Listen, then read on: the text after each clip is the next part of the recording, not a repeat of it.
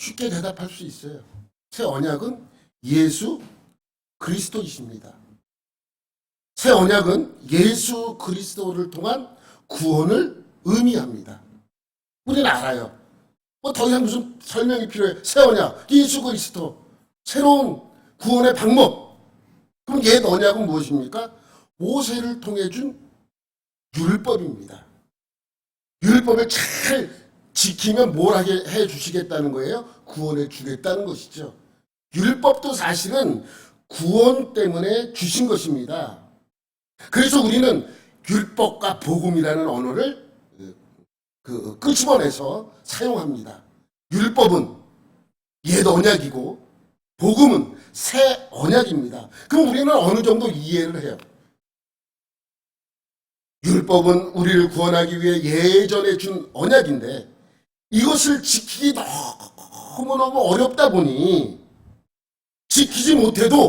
그것을 지키지 못해도 지키다가 지키지 못해도 율법에 의하면 그럼 구원받지 못하잖아요. 그런데 지키지 못해도 믿으면 구원시켜주겠다는 새 언약을 준 것을 우리는 복음이라고 합니다.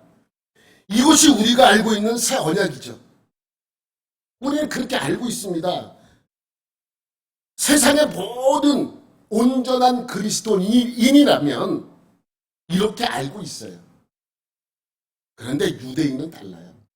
유대인의 입장에서 새 언약의 관점은 다릅니다.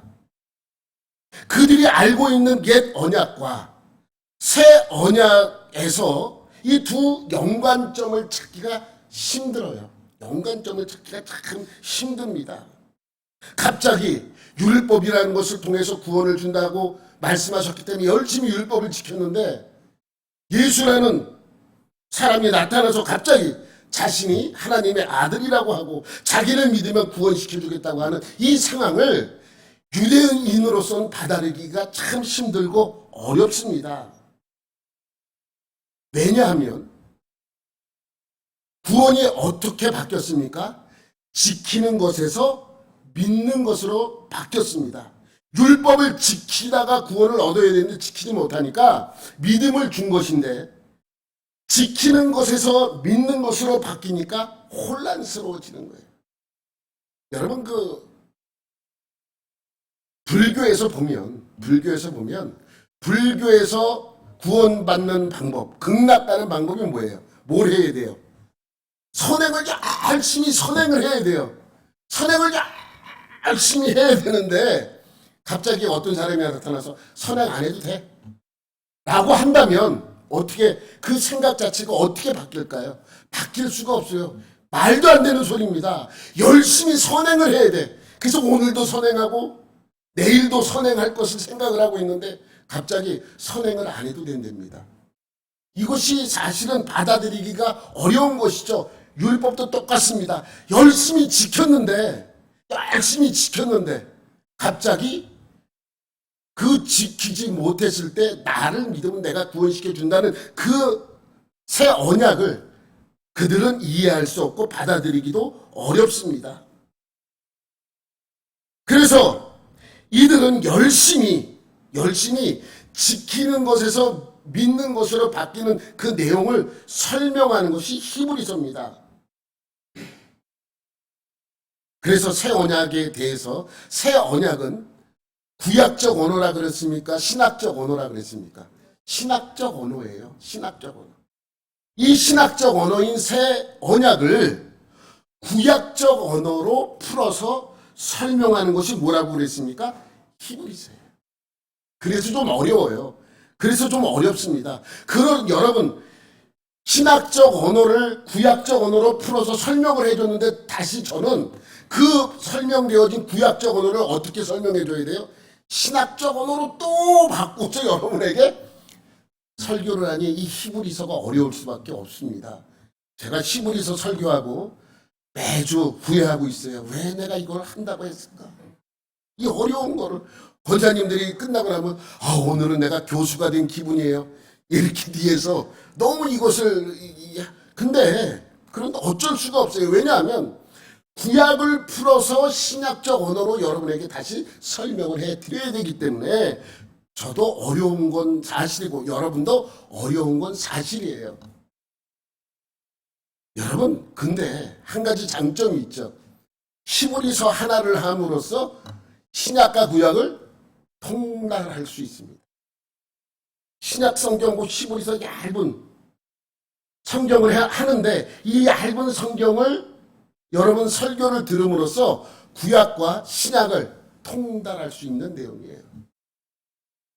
그러니까 신학적 언어로 설명하는 것이 로마서라면 신학적인 언어를 구약적인 언어를 가져다가 설명하는 것이 히브리서예요. 그래서 조금 어렵습니다. 어렵지만 이것이 이해가 되고 이것이 내 몸에 영적으로 흡수가 된다면 여러분은 그만큼 성장하게 되는 것이죠. 그래서 히브리서에서 가장 중요한 것이 무엇이냐? 그것을 설명하기 위해서 앞에서 그냥 설명했다고 지난주에 말씀드렸어요. 그것이 뭐냐면 4장 16절에 나오는 은혜의 보좌라는 단어입니다. 은혜의 보좌라는 단어는 신학적인 언어예요? 구약적인 언어예요? 구약적인 언어예요. 구약적인 은혜라는 말 자체는 신학적인 언어인 것 같은데 이 보좌가 나옴으로써 이것이 사실은 구약적 언어를 신학적인 방법으로 신학적인 상황에 풀어 알리려고 노력한 단어가 은혜의 보좌라는 것이죠. 우리 16절 한번 볼게요. 한번 읽어볼게요. 다 같이 시작. 그러므로 우리는 긍휼하심을 받고 때를 따라 돕는 은혜를 얻기 위하여 은혜의 보좌 앞에 담대히 나아갈 것이니라. 여러분, 구약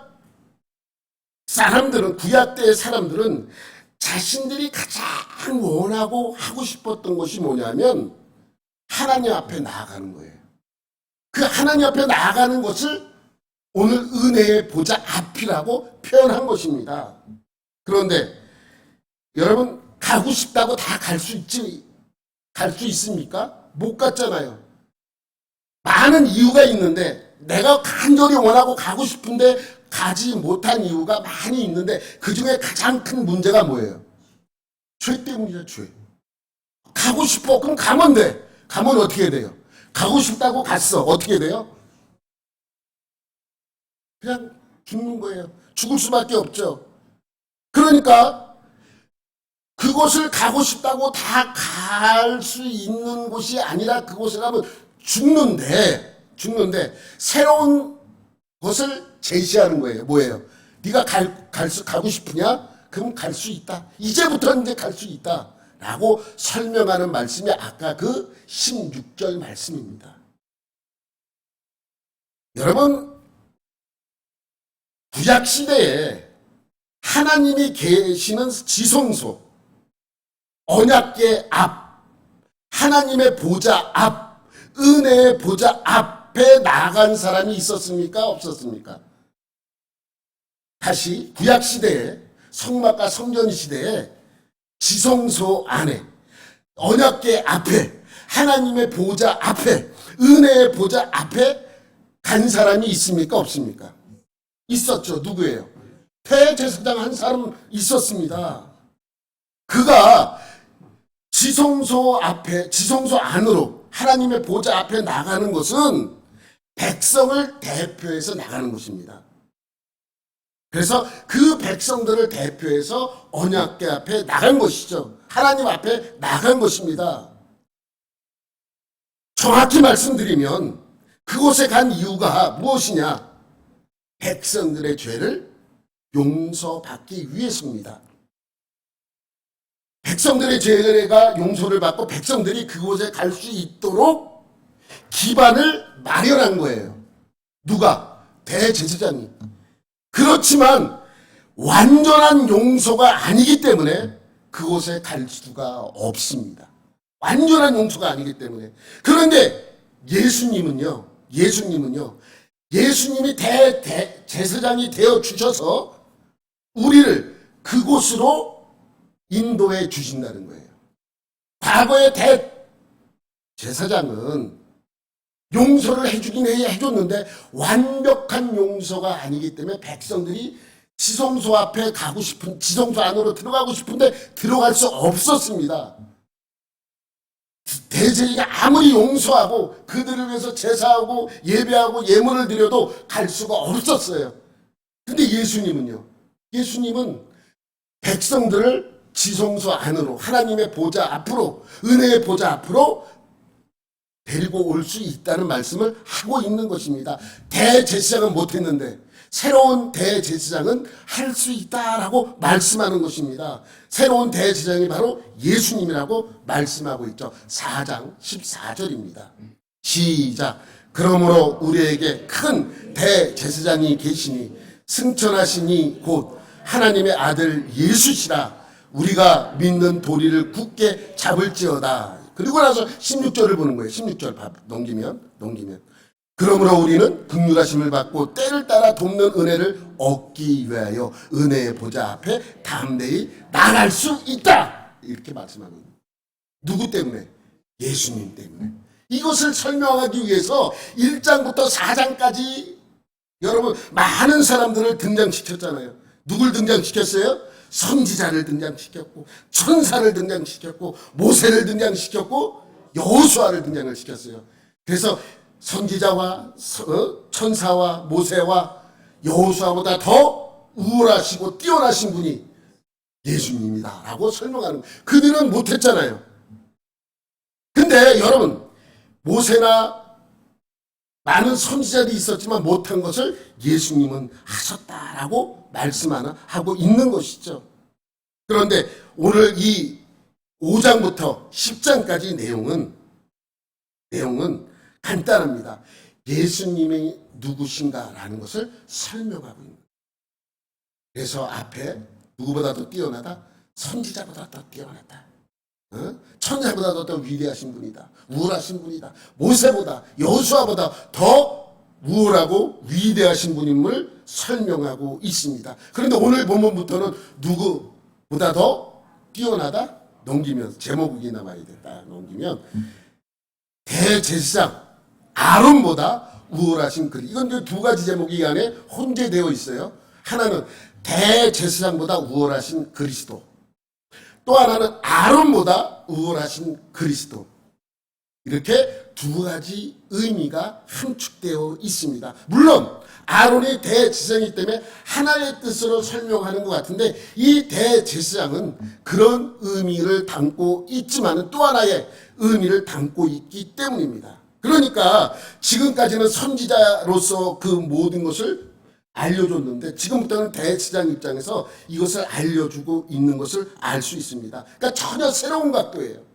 앞에는 선지자, 지금부터 이제 제사장의 관점에서 예수님을 설명하고 있습니다. 여러분 히브리서는 13장까지 있어요. 1장부터 13장. 근데 문단은 두 문단으로 나눠요. 하나는 1장부터 10장까지. 10장 끝절까지는 아닌데 10장까지라고 해도 돼요. 10장까지 한 가지 내용에 집중되어 있어요. 예수님은 누구신가? 그리고 11장부터 13장까지의 내용은 그렇게 앞에서 말한 예수님은 누구신가라는 그분을 나의 구주로 지켜나가는 믿음에 대해서 설명하고 있는 거예요. 그래서 11장이 무슨 장이에요?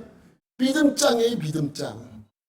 이 믿음에 대하여 설명하기 위해서 지금 앞에 예수님이 누구인가를 정확하게 설명하고 있는 것이죠. 그래서 계속해서 예수님은 어떤 분이신가를 설명하는데 제일 처음에 언급된 사람이 선지자. 예수님은 모든 선지자보다 더 우월하신 분이다. 두 번째는 예수님은 천사보다 더 우월하신 분이다. 세 번째, 예수님은 모세보다 더 우월하신 분이다. 네 번째, 예수님은 여호수아보다 더 위대하신 분이다. 그래서 예수님이 대제사장이 되어주셔서 우리 모두를 우리가 그렇게 간절히 원했던 어디 앞으로 인도한다고요? 은혜의 보좌 앞으로 우리를 나아갈 수 있게 담대히. 왜 담대히라는 말씀을 거기에 붙였느냐? 이 기가 막힌 거예요. 뭐냐면 예전에는 나가고 싶은데 두려워. 근데 이제는 담대하게 그 여호와의 보좌 앞으로 나갈 수 있습니다. 왜? 예수님께서 그렇게 해 주셨다는 것입니다. 그리고 나서 5장부터 뭐에 대해서 설명하는 거예요? 대제사장을 끄집어냈잖아요, 이제. 근데 그 대제사장에 대하여 설명하는 것이 5장부터의 내용입니다. 그래서 대제사장보다 우월하신 그리스도. 근데 읽다 보면 대제사장을 설명하면서 아론도 끄집어내요. 그러니까 아론보다 우월하신 그리스도라고 해도 문제는 없습니다. 여러분, 성경에서 예수님이 하나님께서 직접 사람의 이름을 끄집어내서 제사장으로 인정한 사람은 두 사람이에요. 누군지 아세요? 눈치 빠른 사람은 알아. 눈치 빠른 사람은. 어? 아론하고 또 하나. 요 본문을 6절까지 읽었으면 있는 건데, 어? 멜기세덱. 성경에 하나님의 이름을 언급하면서 제사장으로 인정해 준 사람은 두 사람이에요. 아론과 멜기세덱이에요. 누구는 얘기합니다. 멜기세덱이 왜 갑자기 등장? 그냥 하나님이 인정한 거예요. 여러분, 왜 아론이, 왜 제사장이 됐습니까? 왜 그의 후손만 제사장으로 인정했습니까? 그냥 하나님이 그렇게 하라 그런 거예요. 모세의 형이기 때문에 아니에요. 하나님이 그 아론을 불러서 그를 제사장으로 삼은 거예요. 그 한 사람을. 무슨 소리냐? 그의 아들들이 제사장이 됐고 그의 후손들이 제사장도 됐고 대제사장이 됐는데, 여러분, 아닙니다. 하나님께서 제사장으로 인정해 준 사람은 두 사람. 하나는 아론, 하나는 멜기세덱입니다. 그거에 대해서 여러분에게 설명을 드릴 것입니다. 그런데 이 말씀을 먼저 이해하기 위해서는 대제사장의 직무에 대해서 알아야 해요. 오늘 이 5장 말씀 처음에 이 말씀을 이해를 하려면, 아까 여러분이 5장 1절부터 5절까지 쭉 읽었는데 무슨 말씀인지 이해가 다 됐습니까? 그냥 어렴풋이 그냥 그렇구나, 아니면 전혀 그냥 까만 거는 글씨고 하얀 건 종이구나, 이걸로 이해되십니까? 읽긴 읽었는데 무슨 내용인지 하나도 모르겠습니까? 그런데 이 말씀이 머릿속에 싹 들어와서 이해되려고 하면 무엇을 알아야 된다? 대제사장의 직무에 대해서 알아야 합니다. 여러분, 예전에 제가 한번 이 표를 보여줬는데 하나님의 백성들 사이에는 두 종류의 사람이 있다고 말씀드렸어요. 하나는 선지자고 하나는 제사장이라고 말씀드렸어요. 선지자는 하나님의 입장에서 하나님의 말씀을 누구에게 전달해 주는 사람이에요? 백성들에게 전달해 주는 사람이에요. 근데 제사장은 달라요. 제사장은 누구의 입장에서? 백성들 아니에요. 하나님 입장은 선지자라고 우리는. 제사장은 하나님의 백성들 입장에서 백성들의 상황을 누구에게 연결시켜주는 사람이에요? 하나님한테 연결시켜주는 사람이에요.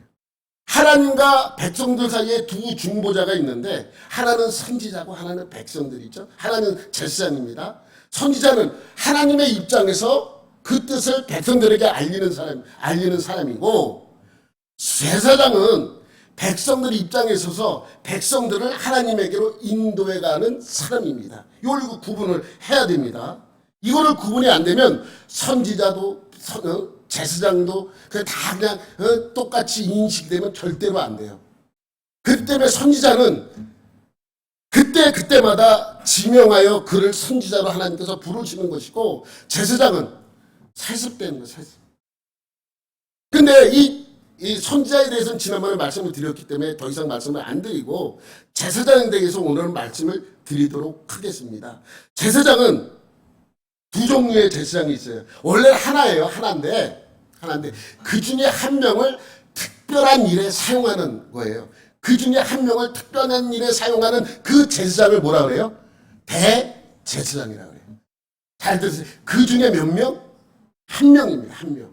그러니까 한 명만 대제사장이 될 수 있어요. 두 명도 안 돼요. 한 명만 필요해요. 한 명만 있으면 됩니다. 그래서 제사장은 두 종류로 나누는데 일반 제사장과 대제사장으로 나눕니다. 그런데 그 대제사장은 일반 제사장 중에 한 명이에요. 한 명만 대제사장으로 임명받아서 하나님의 일을, 백성의 일을, 제사를 돕는 사람입니다. 일반 제사장은 백성들이 하나님 앞에 나와 제사를 드릴 때 돕는 사람들이에요. 백성들이 제사를 드리기 위해서 가축을 가지고 나옵니다. 그러면 옆에서 도와줘야 돼요. 그 제물이 흠이 있나 없나 검사도 하고, 제사자가 제사를 드릴 때 혹시 빼먹고 무언가를 빼먹고 하려고 그러면 그것을 지적하고 할 수 있게 만들어줘요. 옆에서 계속 도와주는 거예요. 제사자가 들어와서 막 번제물을 잡으려고, 지금 그거 하면 안 됩니다. 안수하세요. 그래서 안수도 하게 하고, 뭘 하나 빼먹고 하려고 그러면 그걸 지적을 해서 할 수 있게 하고, 또 여러분 소나 양이나 염소를 혼자 잡을 수가 없어요. 그래서 옆에서 도와줘야 돼요. 그래서 제사장들은 그 잡는 일을 옆에서 돕는 사람이에요. 여러분 제사 드릴 때 안수도 하고 직접 잡는 사람은 본인이어야 됩니다. 그런데 혼자 할 수 없기 때문에 옆에서 다 도와주는 거예요. 누가 도와줘요? 일반 제사장들이 도와줍니다. 대제사장은 그런 일은 안 해요. 대제사장은 일반 백성들이 와서 제사 드릴 때 도와주는 일은 하지 않고 중요한 일을 합니다. 중요한 일은, 다른 일을 하는 것은 뭐냐면 백성들의 죄를 하나님께 용서받게 해주는 그러한 일을 하는 것입니다. 그래서 뭐부터 달라요? 이게 제가 뭐 만지고 있어요? 뭐부터 달라요? 옷부터 달라요. 대제사장과 일반 제사장은 옷부터 다릅니다. 우리 옷사전을 보면 이렇습니다. 옷사전을 보면 이렇게 되어 있어요. 대제사장은 화려해요. 일반 제사장은 그냥 흰색 세마포로 지은 옷만 입습니다. 여러분 이 일반 제사장이 입고 있는 흰 세마포 옷은 그냥 성경에서 속옷이라 그래요. 우리는 속옷 그러면은 이 속에 입는 옷, 아니 그냥 이게 속에 입는 옷인데, 이 안에 이 일반 제사장은 팬티 같은 것을 입고 있어요. 반바지 형식의 팬티 같은 것을 바지로 입고, 속바지 위에 겉옷이 아니라 속옷이에요. 흰색이. 그래서 허리띠를 띠고 모자를 씁니다. 안을 써요. 이것이 일반 제사장이에요. 그럼 대제사장은 그 위에, 일반 제사장이 입는 옷 위에 파란색 옷을 입고, 이게 겉옷이에요. 성경에서 겉옷. 그 겉옷에 방울이 달렸어요. 그리고 석류도 거기에 석류 모양의 모양이 달려 있습니다. 그리고 에봇을 입어요. 에봇이 붉은색으로 되어 있는데, 이 붉은색 에봇 위에 12개의 그 보석으로 된 주머니가, 큰 주머니가 여기 있어요. 이 안에 흰색 돌과 검은색 돌이 있고, 그다음에 견대가 거기에 붙어 있습니다. 그리고 머리에는 띠가, 여호와께 성결이라는 금으로 된 띠가 있는 그것을 하고 있습니다. 그러니까 제사장과 대제사장은 옷부터 다릅니다. 대제사장이 하는 가장 중요한 사역, 평상시에는 많은 일을 하지 않습니다. 왜 그러는지 아세요? 준비하는 기간이에요. 1년에 하루를 위해서. 그 하루가 뭐예요? 속죄일에 하나님께 속죄제사를 드리는 일입니다. 그 속죄제사는 이 백성들의 모든 죄를 가지고 지성소에 들어가서 용서받는 일을, 사역을 하는 사람이 대제사장입니다. 이런 대제사장의 사역에 대해 히브리 기록은 계속해서 언급을 합니다. 대제사장의 사역은 레위기를 설교할 때 여러분에게 설명을 드렸는데, 얼마 전 수요 예배 때도 간단하게 설명을 드렸어요. 그런데 대제사장의 사역과 그 과정을 기억하고 있으면 히브리서를 이해하는 데 큰 도움이 됩니다. 아니, 반드시 기억하고 있어야 히브리서가 이해가 되는 거예요. 아, 그래서 이렇게 설명하고 이렇게 말하는구나 라고 알 수가 있는 것이죠. 여러분, 유대력으로 7월 10일이 되면, 유대력으로 7월 10일이 되면 이 날이 무슨 날이에요? 대속죄일이에요. 속죄일이 되면 대제사장 옷을 입고 숫송아지 한 마리, 순양 한 마리, 순염소 2마리, 총 4마리의 가축을 가지고 성전으로 나옵니다. 우리 한번 넘기면 그림이 있어요. 이제 이거는 너무 이제 사실은 더 화려해요. 한 장 더 넘겨봐요. 그래서 제가 그림을 바꿀게요. 더 화려하죠. 이게 청색, 자색, 홍색질로 짠 에봇이기 때문에 더 화려해요. 아까는 그냥 그림이기 때문에 그런 식으로 했는데 비교하기 위해서 그렇게 보여줬는데 여긴 좀 더 사실적으로 똑같아요. 속옷에 푸른색 겉옷을 입고 에봇을 겉에다 착용하는 그러한 모양이죠. 머리에는 금관을 띠를 착용했습니다. 이러한 모양인데 이런 모양을 하고 넘기면 가축 4마리를 가져와요. 송아지, 숫송아지예요. 숫송아지, 순염소 1마리, 그 다음에 숫염소 2마리, 총 4마리를 데리고 하나님께 나옵니다. 성전으로, 성막으로 나오게 되죠. 그런데 여러분 한 가지 성경에 보면 양이 1마리인지 2마리인지 확실치가 않아요. 그런데 양이 1마리라 그래도 괜찮고 2마리라 그래도 괜찮아요. 그런데 염소는 반드시 몇 마리를 해야 돼요? 2마리를 해야 돼요. 그래서 저는 그냥 4마리라고 여러분에게 표현을 하겠습니다. 그래서 이 4마리를 가지고 성막이나 성전을 앞으로 쫙 걸어오면 백성들이 쫙 구경을 해요. 아, 오늘이 드디어 우리의 죄를 용서받는 날이구나. 막 기대를 하면 대장이 저기서 이러한 복장을 하고 이렇게 4마리의 가축을 데리고 쭉 옵니다. 사람들이 숨죽여 긴장한 마음으로 그것을 바라보는 것이죠. 그럼 어디로 들어가요? 성막이나 성전 안으로 들어갑니다. 그러면 밖에서 백성들은 그것을 기대하면서 기다리고 있게 되겠죠. 그러면 이렇게 4마리를 가지고 성막이나 성전에 오면 이제부터 대속죄일의 제사가 시작이 됩니다. 뭐부터 잡아요? 뭐부터 잡을 것 같아요? 그림 보니까. 소부터 잡아요. 근데 소라 그러면 안 돼요. 송아지예요. 숫송아지.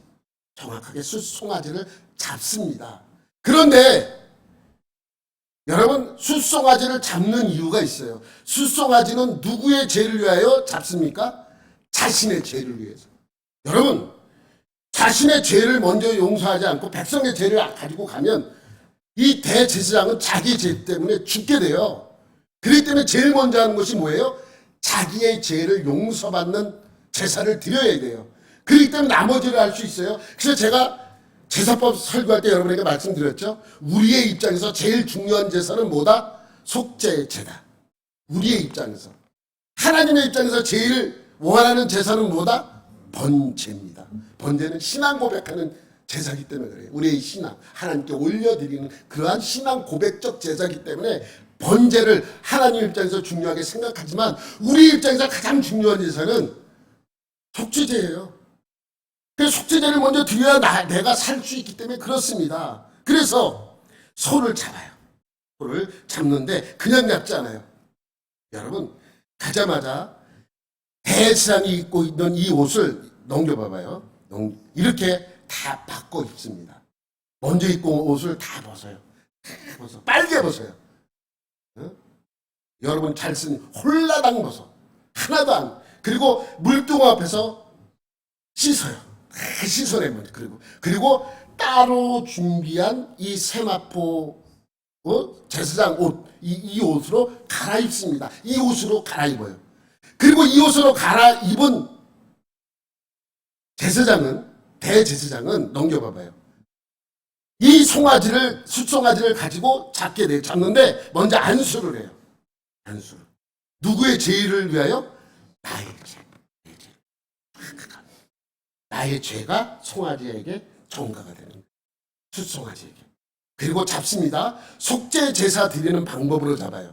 속죄 제사 드리는 방법은 레위기에 잘 나타나 있죠. 다 잡는데 여러분 이 다 잡아서 각을 뜨죠. 각을 뜨고 머리를 잘라내고 가죽을 벗겨내고 다리를 자르고 꼬랑지를 자르고 몸통에 있는 내장을 다 끄집어내고 뭐만 태워서 드린다 그랬어요?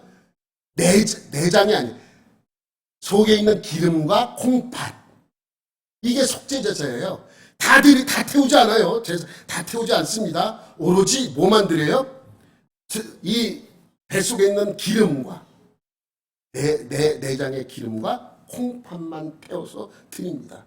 그래야 피를 받아냈잖아요. 그 피를 가지고 이제 어디로 들어가야 돼요?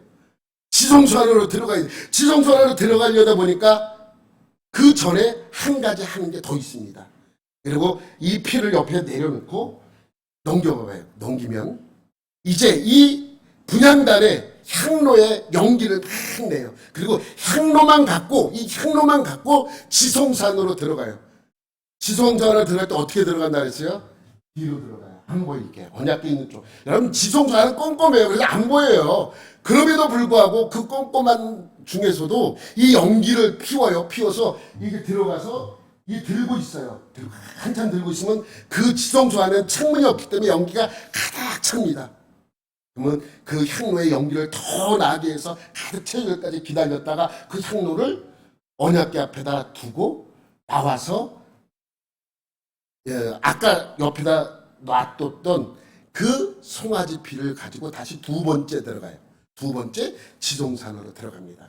지성산으로 들어가서 언약궤 앞쪽, 언약궤 들어간 입구 쪽에 있는, 그러니까 동쪽을 향하는 쪽에 한 번을 찍어서 뿌려요. 그리고 앞쪽에 와서 7번을 뿌립니다.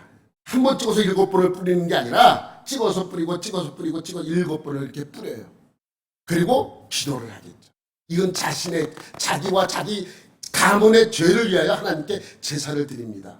그리고 나와요. 자기의 죄가 용서를 받았어요. 이제 누구의 죄를 용서받으면 돼요? 백성의 죄를 용서받아요. 넘기면 여호와 앞에서 분향하여 향연으로 증거궤 위 속죄소를 가리게 할지니 그리하면 그가 죽지 아니하기 때문입니다. 이 연기를 피우는 거예요. 연기를 피워서 피운 상태에서 앞이 거의 안 보이는 상태에서 하나님께 뭘 드리는 거예요? 자기의 죄를 용서함을 기도하는 것이죠. 그래서 뿌려서 용서함을 받게 되는 것입니다. 이제 두 번 들어갔기 때문에 이제 나와서 보니까 뭐가 남아 있어요? 가축이. 넘겨봐봐요. 양 한 마리와 염소 2마리가 남았잖아요. 염소 2마리가 남았어요. 여기서 이제 백성들 죄를 위하여 염소를 하나 잡습니다. 하나를 선택을 해. 이것도 이제 제비 뽑아서 선택을 하는 거예요. 무작정 하는 게 아니라 제비를 뽑아요. 2마리 중에 제비를 뽑아서 한 마리를 넘기면 이 한 마리를 이제 가지고 이제 그 지성소에 들어가서 백성의 죄를 위하여 기도를 드려야 돼요. 그래서 이 염소를 잡아야 돼요. 똑같은 방식이에요. 속죄 제사 방식으로 잡습니다. 안수하고 각을 뜨고 피를 받아서 이제 피를 받은 이 내장의 기름과 콩팥은 번제단에 태우고 피를 가지고 어디로 들어가요? 지성소로 또 들어가는 거예요. 지성소로 아까하고 똑같은 모습으로 되어 있어요. 어떻게 되어 있어요? 연기로 가득 차게 되어 있죠. 앞이 잘 보이지 않습니다. 거기에 들어가서 똑같은 방식으로 앞쪽에 한 번을 뿌리고 뒤쪽에 한 번을 뿌리고 앞쪽에 7번을 뿌립니다. 그럼 이제 백성의 죄가 다 용서함을 받았어요. 나와요. 피가 남아 있잖아요. 그걸 어떻게 합니까? 나와서 그 송아지의 피와 염소의 피를 번제단 뿔에다가 네 구탱의 뿔에다가 바르죠. 그리고 남은 것을 7번에 나누어서 그 번제단에 뿌립니다. 그럼 피가 다 소모가 되죠. 끝났습니까? 안 끝났어요. 뭐가 남았어요? 넘겨봐봐요. 양과 염소가 남았어요. 이 염소가 남았는데 이 염소 한 마리를 이제 또 백성들의 죄를 위하여 하는 것이 또 하나 있습니다. 염소를 어떻게 합니까? 풀어줘야 돼요. 산채로. 근데 그냥 풀어주지 않아요. 그냥 풀어주지 않습니다. 어떻게 풀어야 됩니까? 어떻게 풀어줘야 돼요? 제사하는 방법과 똑같은 방법으로 하되 죽이지 않고 풀어주는 거예요. 그래서 이 염소를 풀어줄 염소를 성경에 뭐라고 나오냐면 2손으로 안수하래요. 그렇게 편 앞에는 없어요. 그러니까 아마도 안수는 한 손으로 했던 것 같아요. 그런데 이 풀어줄 염소는 어떻게 하나? 두 손으로 안수를 해야 돼. 두 손으로. 그리고 더 내 백성의 죄를 더 여기다가 정가시키는 것이죠. 그리고 얼마나 간절히 기도했겠습니까? 그리고 그 안수가 끝나면 그 염소를 세상의 죄를 지고 광야로 풀어주게 되는 거예요. 그러면 광야에 놓여지게 되는 것이죠. 어떻게 될지 몰라. 거기에는 맹수가 있겠죠. 맹수가 잡아먹겠죠. 그렇지만 그렇게 하라고 성경에 레위기 16장 20절부터 22절에 설명하고 있습니다. 넘겨보세요. 그 지성소와 회막과 제단을 위하여 속죄하기를 마친 후에 마쳤잖아요. 송아지와 염소 한 마리를 드렸잖아요. 살아있는 염소를 드리다. 살아있는 염소를 나머지 한 마리를 드리래요. 아론은 그의 두 손으로 살아있는 염소의 머리에 안수하여 두 손으로 안수하래요. 이스라엘 자손의 모든 불의와 그 범한 모든 죄를 아뢰고 그 죄를 염소의 머리에 두어 미리 정한 사람에게 맡겨 광야로 보낼지니 염소가 그들의 모든 불의를 지고 접근하기 어려운 땅에 이르거든 그는 그 염소를 광야에 놓을지니라. 그러면 1차적으로 제사가 마치는 거예요. 1차적인 제사예요. 근데 아직 안 끝났어요. 제사가. 여러분 그렇게 하는 동안 세마포 옷은 대제사장이 입고 있는 세마포 옷은 어떻게 됐겠습니까? 온통 피로 물들었겠죠. 넘겨보세요. 내가 그냥 막 묻힌 거예요. 막 피가 튀겠죠. 더 많이 묻었을 거예요. 더 많이 피가 온통 그냥 그 세마포 흰색 옷에 피가 묻었을 것입니다. 그러니까 이 세마포 옷에 묻은 피를 다 씻어내야 돼요. 그래서 벗어요 다시. 벗어서 한쪽에 넣고 어떻게 합니까 또? 훌러덩 넣는 거예요. 남아있으면 다 벗어요. 그리고 물두멍 앞에 가서 다시 씻어요. 피를. 다 씻어내고 처음에 입고 갔던 대제사장복으로 다시 갈아입습니다. 어떻게 해요? 넘기면 이렇게 갈아입어요. 갈아입고 이제 뭐가 남았어요? 넘기면 양이 남아있어요. 양을 드려야 돼요.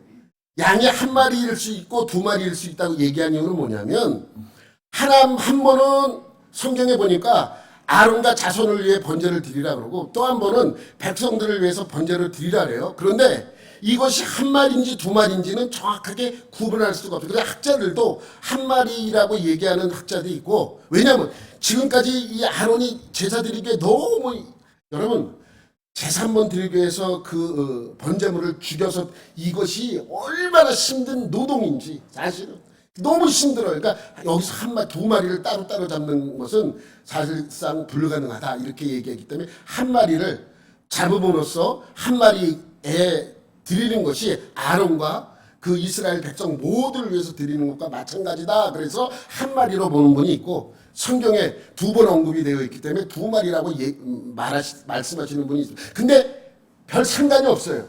똑같아. 한 마리든 두 마리든. 그래서 대제사장복으로 갈아입은 이 대제사장은 나머지 이 양을 번제로 드리는 거예요.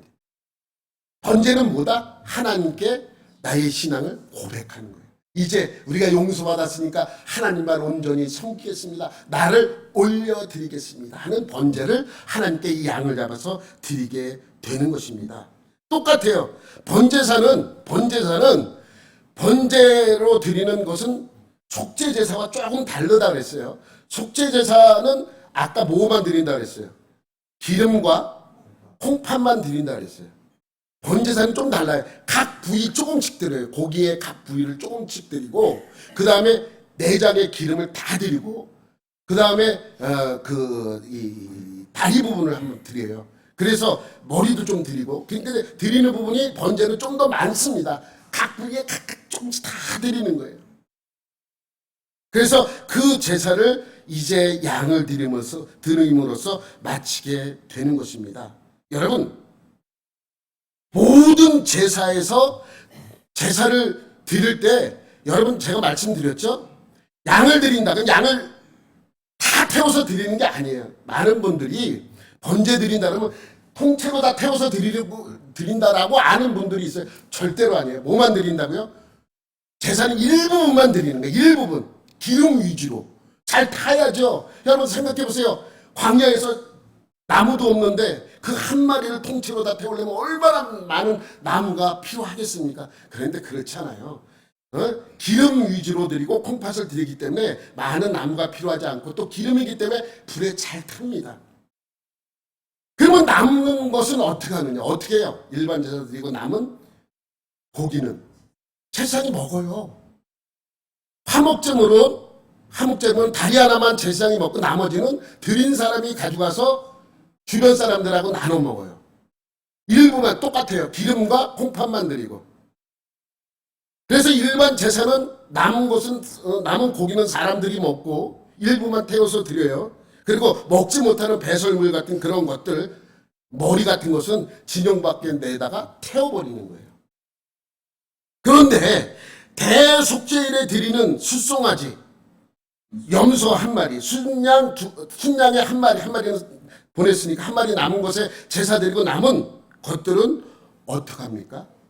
똑같이 남아있을 거 아니에요. 똑같은 방법으로 드렸기 때문에 똑같이 남아있을 거 아닙니까? 어떻게 했을 것 같아요? 제사장이 먹어요? 대장만 먹어요? 대장만 살 이렇게 속였다. 응? 목사 살찌는 거 여러분 뭐라 그러지 마십시오.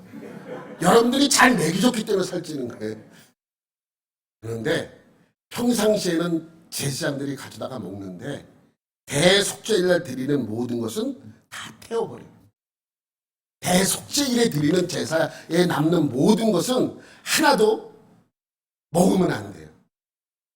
레위기 16장 27절에 말씀이 나오죠. 시작. 속죄제 송아지와 속죄제 염소의 피를 성소로 들여다가 속죄하였은즉 그 가죽과 고기와 똥을 밖으로 내다가 불사를 것이요. 이건 먹지 않아요.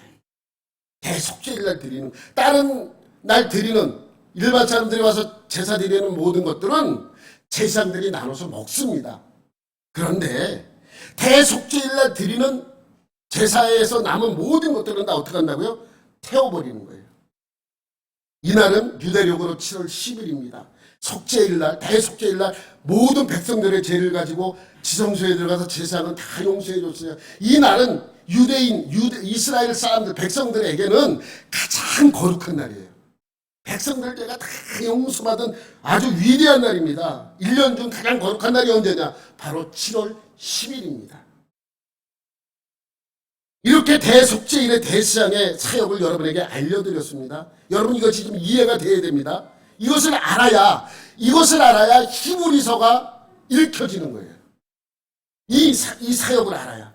우리 1절 말씀만 볼게요. 1절 말씀 넘기면 대제사장마다 사람 가운데서 택한 자이므로 하나님께 속한 일을 사람을 위하여 예물과 속죄하는 제사를 드리게 하나니. 대장은 사람들 가운데에서 택한 사람이 한 사람이 하는 거예요. 처음에 말씀드렸죠. 대제사장은 제사장들 중에 한 명이에요. 그렇기 때문에 제사장들 가운데 선택되어진 택한 사람 한 사람이 하나님께 속한 일에 대하여 누구를 위하여? 사람을 위하여 속죄의 제사를 드리는 일을 하는 것입니다. 이 말씀이 되죠. 이렇게 히브리서 이거를 우리말 성경으로 된 걸 넘기면 이렇게 돼 있어요. 모든 제사장은 사람들 가운데서 뽑혀 사람을 위해 하나님 앞에 있는 사람입니다. 사람을 위해 하나님 앞에 있는 사람이죠. 그리고 대제사장은 예물을 드리고 또 속죄의 희생 제사를 드립니다. 여러분 이 말씀은 이해가 되죠. 이제 2절 말씀 보면 더 이해할 수 있어요.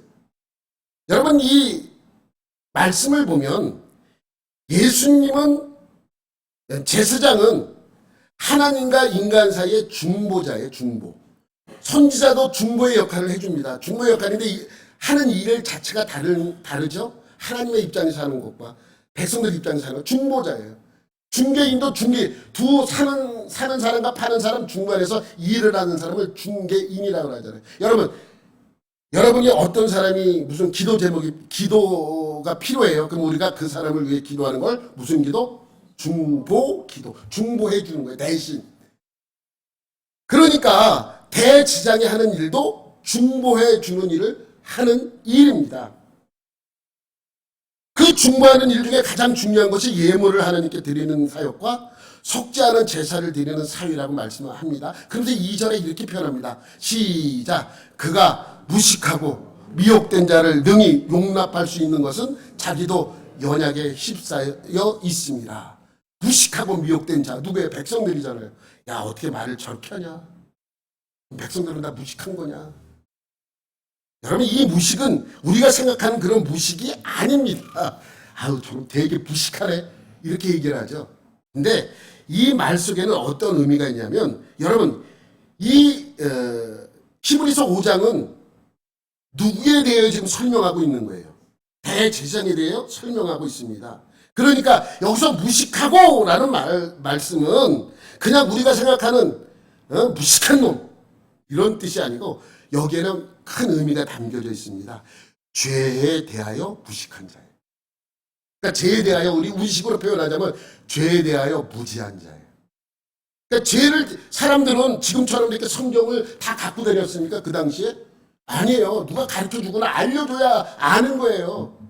근데 이 많은 성경을 어떻게 다 알려주고 다 어떻게 다 알겠습니까? 대부분 성경에 대해서 몰라요, 사람들이. 왜? 성경책이 이렇게 쉽게 이렇게 갖고 다닐 수 있는 물건이 아니었기 때문입니다. 그러니 사람들은 어렸을 때부터 이 말씀을 접하면 참 좋은데 그러지 못한 거죠. 그런데 레위인들은 다릅니다. 레위인들은 어렸을 때부터 뭐 합니까? 제사장 공부를 해요. 신학교처럼 제사장 공부를 시키는데 그 교재가 레위기예요.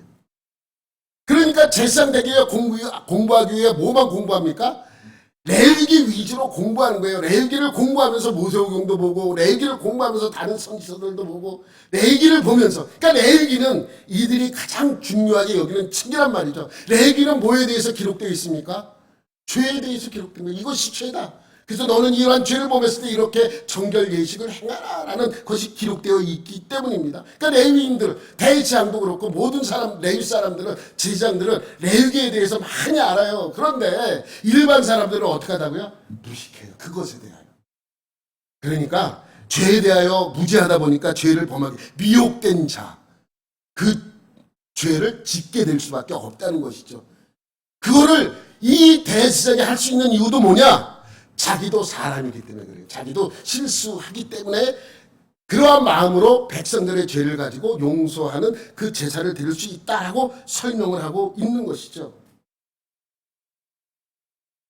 그러니 여러분, 그러한 천사는요, 인간을 위해 속죄 제사를 드릴 수 없어요. 천사는요. 왜? 그들은 육체를 입지 않고 죄에 대하여 무지하기 때문에 그렇습니다. 그들도 똑같아요. 그래서 여기서 문제가 발생하는 거예요. 대제사장도 다른 백성과 같이 똑같은 인간이기 때문에, 연약하기 때문에 그 입장에서, 죄를 아는 입장에서 제사를 드리지만 문제는 대제사장 본인도 죄인이기 때문에 본인을 위해서도 뭘 드려야 된다는 거예요? 속죄 제사를 드려야 된다는 거예요. 본인도 속죄 제사를 드려야 돼요. 그 3절 말씀 다시 우리 읽어볼게요. 3절 시작. 그러므로 백성을 위하여 속죄제를 드림과 같이 또한 자신을 위하여도 드리는 것이 마땅하니라.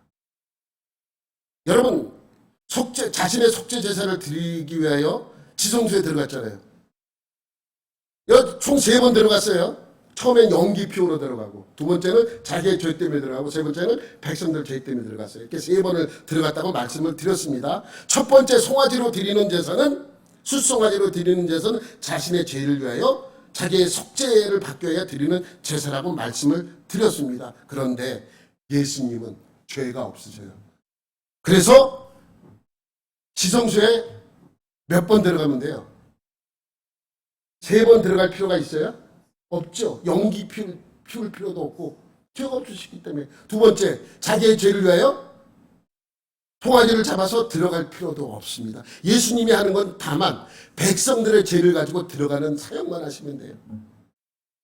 그러니까 3번씩 들어갈 필요 없이 몇 번만 들어가면 된다고요? 단 한 번만 들어가면 된다고요. 그래서 7장 27절에 이렇게 표현합니다. 시작. 그는 저 대제사장들이 먼저 자기 죄를 위하고 다음에 백성의 죄를 위하여 날마다 제사 드리는 것과 같이 할 필요가 없으니 그는 단번에 자기를 드려 이루셨으니라. 그렇기 때문에 대제사장보다 더 어떻게 하다고요? 위대하다는 거예요. 우월하시다는 거예요. 네? 대제사장은 역시 백성들을 위해서 죄를 위해서도 들어가야 되지만 자기의 죄를 위해서도 들어가야 하지만 예수님은 자기의 죄가 없기 때문에 모든 것을 단번에 이루셨다는 말씀입니다. 그런데 이렇게 자주 들어가서 자기의 죄를 속죄받고 백성들의 죄를 속죄받는 이 대제사장도 스스로 될 수 없어요. 누가 인정해줘야 돼요? 하나님이 인정해줘야 그 직분을 얻을 수 있어요. 그것조차도 하나님이 인정해줘야 얻을 수 있는 거예요. 4절 말씀이에요. 그게 넘기면 이 존재는 아무도 스스로 취하지 못하고 오직 아론과 같이 하나님의 부르심을 받은 자라야 할 것이니라. 여러분, 아론에게만 아까 제가 말씀드린 아론에게만 제사장으로 인정해 줬어요. 그리고 아론의 그 후손들만 제사장이 될 수 있고 그 제사장 중에 한 명이 대제사장이 됩니다. 나중에 예수님이 오셨을 그 당시에는 제비뽑아 대제사장이었어요. 너무 두렵기 때문에 사람들이 안 들어가려고 그러고 안 하려고 그런 부분이 있었기 때문에 대장이 될 때는 주위에서 했죠. 그래서 사가랴도 제비 뽑아서 지성소에 들어가는 사역을 한 것입니다. 그런데 여러분 보세요. 그런데 그것조차도 누가 허락을 해줘야 돼요? 하나님이 허락해줘요. 근데 누구에게 허락해줬다는 거예요? 아론에게 허락해줘요. 아론과 같이 아론에게만 했어요. 근데 그 후손들이 어떻게 대제사장이 됐고 제사장이 됐는가? 하나님이 그 후손이 그렇게 되라고 말씀하셨고 그 후손들이 제사장이 될 수 있었던 것은 세습이죠. 세습이에요. 세습. 아버지가 제사장이기 때문에 나도 제사장이 되는 거예요. 세습이라는 용어가 우리가 좀 부정적인 이미지가 있는데 그냥 세습된 거예요. 아버지가 왕이기 때문에 자녀들도 왕이 될 수 있는 사람이 있는 거죠. 그 자녀들 중에 세습이에요. 세습. 교회 세습하면 난리 나죠. 교회가 쪼개지고 이런데 이거 다 세습이에요. 그러니까 아버지가 제사장이면 아들도 제사. 근데 그 아버지가 아론이라는 거예요. 아론 때문에 그 자녀들이 전부 제사장이 될 수 있었어요. 그래서 아론 한 사람만 언급하는 것은 하나님께서 아론만 언급하셨기 때문인 것을 여러분 알아야 합니다. 대장으로서 아론은 하나님께 인정받은 위대한 대제사장입니다. 그런데 예수님이 대제사장 대신도 스스로 대제사장이 된 거예요. 하나님이 주어서 대제사장이 됐겠어요? 그렇죠. 예수님도 역시 똑같아요. 하나님이 인정했기 때문에 대제사장이 될 수 있었습니다. 5절 말씀 시작. 또한 이와 같이 그리스도께서 대제사장 되심도 스스로 영광을 취하심이 아니요 오직 말씀하신 그가 이르시되 너는 내 아들이니 내가 오늘 너를 낳았다 하셨고. 이 말씀으로 대제사장 되신 예수님이 왜 위대한가를 설명하는 거예요. 모세 때도 똑같았잖아요. 모세는 종으로서 하나님께 인정받은 하나님의 종으로서 인정받았지만 예수님은 하나님의 아들로서 자녀로서 인정받았 거에 대하여 더 위대함을 선포했잖아요. 똑같은 거예요. 대제사장은 하나님이 그냥 임명해 줬어. 그냥 종 중에 한 명을 인정해서 임명한 거죠. 그런데 예수님은 달라요. 예수님을 임명하면서 뭐라고 하나님께서 그 말씀하셨다고요? 너는 내 아들이니 내가 오늘 너를 낳았다 라고 말씀하셨다는 거예요. 그러니 대제사장보다 우월하신 예수님은 하나님께서 인정하셨을 뿐만이 아니라 뭐예요? 하나님의 아들이시기 때문에 더 위대하다라고 설명하고 있는 것이죠. 여러분, 우리가 왜 유대인보다 선민보다 위대한 줄 아십니까? 그들은 선택받은 백성, 선택받은 백성이지만 우리는 선택받은 자녀로 부르심을 받았기 때문에. 유대인들, 부럽다. 부럽구나. 그들은 그냥 선택받은 백성이에요. 우리는 뭐라고요? 선택받은 자녀예요. 우리는 선택된 백성으로 부름을 받지 않았습니다. 하나님의 자녀로 부름을 받은 거예요. 그래서 로마서 8장 15절에 이렇게 말씀하고 있습니다. 시작. 너희는 다시 무서워하는 종의 영을 받지 아니하고 양자의 영을 받았으므로 우리가 아빠 아버지라고 부르짖느니라.